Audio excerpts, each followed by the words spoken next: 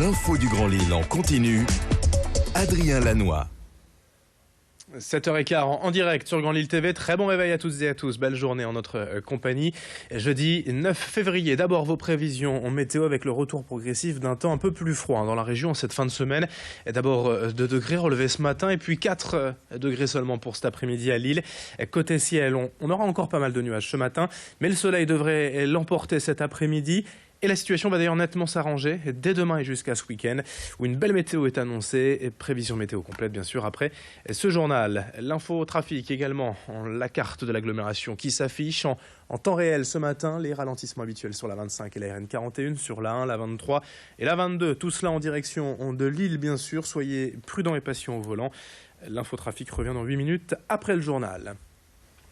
Une première information, d'abord à la une rapidement, la fin de la grève des agents d'Estera. Après la mobilisation des éboueurs à Sequedin mardi, le site de Ronc a rejoint le mouvement hier et cette double mobilisation a donc permis d'obtenir une réunion avec la direction hier midi.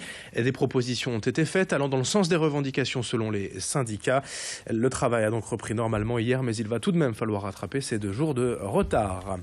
L'actualité en images à présent pour évoquer le combat d'un collectif contre le prix de l'eau dans l'agglomération. Selon eux, les habitants de la Melle ne sont pas tous égaux face aux tarifs de l'eau potable. Et si tout va bien pour les propriétaires, clients et usagers directs de Iléo, le distributeur, c'est en revanche bien plus complexe et discutable pour les locataires car leur facture d'eau est comprise dans les charges imposées par les bailleurs, par les propriétaires. Les prix ne sont donc pas forcément les mêmes d'un logement à l'autre. Il peut y avoir parfois de sacrées différences selon ce collectif et dès lors qu'un intermédiaire s'intercale dans la chaîne de distribution. En moyenne, pour un foyer de 4 personnes, la différence est environ de 30 € par an entre locataires et propriétaires. Explication avec l'un des membres de ce collectif rencontré pour Grand Lille TV par Alexis Tessier. Nous, on constate que tous les usagers ne sont pas égaux face aux tarifs.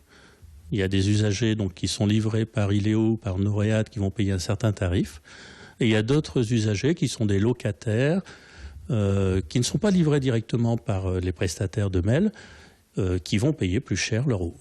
Le prestataire est obligé de faire ressortir son service qui vient se mettre en plus du prix de l'eau. Donc les locataires vont payer le prix de l'eau plus cher. Autre information en images, ce matin, la lutte de la ville de Tourcoing contre les chats errants. La population féline est en effet devenue envahissante avec, selon les chiffres, 250 à 300 chats libres dans la ville. La mairie a donc sollicité la SPA pour une vaste campagne de stérilisation. Une enveloppe de 8 000 € a été accordée par le conseil municipal. L'opération va débuter d'ici la fin du mois au moment des chaleurs chez les femelles. L'objectif est donc de limiter le nombre de chats errants pour une question d'hygiène et de santé publique. Mais c'est aussi une bonne chose pour l'animal selon la SPA. D'autres campagnes de même envergure ont déjà été menées dans le sud de la France avec de bons résultats. Explication avec la responsable de la SPA de Tourcoing au micro de Louis Caillé. Le fait qu'on les stérilise et le plus jeune possible, on sait très bien que ça va diminuer les risques même d'infections utérines, de choses comme ça, en vieillissant. Et pour les matous, l'espérance de vie d'un matou qui n'est pas castré, c'est 4 ans. Alors qu'un chat, on sait pertinemment qu'il vit jusque 15-20 ans. Pourquoi la castration du coup est très utile? Parce que ça va limiter les bagarres, les infections, les maladies lors des bagarres, comme les leucoses, des choses comme ça. Le matou en fait qui est stérilisé va limiter en fait son territoire. Et en limitant son territoire, il limite également le risque d'accident, de circulation, le risque aussi pertinemment d'empoisonnement. Donc c'est tous ces dangers-là qui sont vraiment atténués et diminués et qui fait en sorte qu'on peut vous dire qu'aujourd'hui, oui, effectivement, stériliser son chat est une bonne chose. 7h19 en direct, en bref, aussi à Roubaix, 2 personnes brûlées après avoir ouvert un compteur électrique. 2 jeunes de 20 et 22 ans habitant là, à rue de Rome, ont été touchés par un arc électrique alors qu'ils tentaient d'ouvrir le compteur avec un tournevis après une panne de courant. De légères brûlures, mais surtout une grosse frayeur pour ces 2 apprentis bricoleurs. Hier midi à Lille, plus de 150 personnes se sont rassemblées sur la Grand Place pour soutenir Jean-Luc Monnereau. L'élu écologiste de l'Os passait au tribunal hier après-midi après avoir forcé un barrage de police en avril 2016 avec son vélo lors de l'évacuation du camp de Rome de l'ancienne prison de Los. Il encourt jusqu'à 5 ans de prison. Le jugement a été mis en délibéré. Une info emploi également. EDF recherche 150 alternants dans la région du CAP au Bac+5 dans des domaines de la production, de la distribution, du commerce, des services énergétiques ou encore en ressources humaines, communication et comptabilité. Toutes les infos et le détail des postes sur edf.fr. Dans le reste de cette édition, on évoque le projet de l'académie Florent Balmont et du complexe Futsal à Villeneuve-d'Ascq pour découvrir le Cécifoot, le football pour les malvoyants. Des enfants ont pu essayer hier de manier le ballon sans le voir, avec un bandeau sur les yeux. Ils peuvent en fait se guider sur le terrain grâce au son de la voix de leurs coéquipiers et des clochettes insérées dans le ballon. À l'occasion de cette journée de sensibilisation, des joueurs malvoyants de l'équipe des Girondins de Bordeaux se sont déplacés dans la métropole lilloise. Le but étant évidemment de les sensibiliser au handicap et leur montrer qu'il est tout à fait possible de jouer sans la vue. C'est aussi un moyen de les faire progresser au football puisqu'ils sont là obligés de s'écouter pour se faire des passes. Explications et témoignages au micro de Clotilde Le Guévac. Les futurs citoyens, c'est eux, c'est les jeunes. Donc si on veut leur montrer qu'une personne non-voyante, c'est une personne qui a des aptitudes, qui est comme eux. Donc c'est maintenant qu'il faut les toucher. C'est réellement du foot. Il y a toute la palette technique du footballeur, tactique, technique, physique. Et en plus, on a les prises d'information.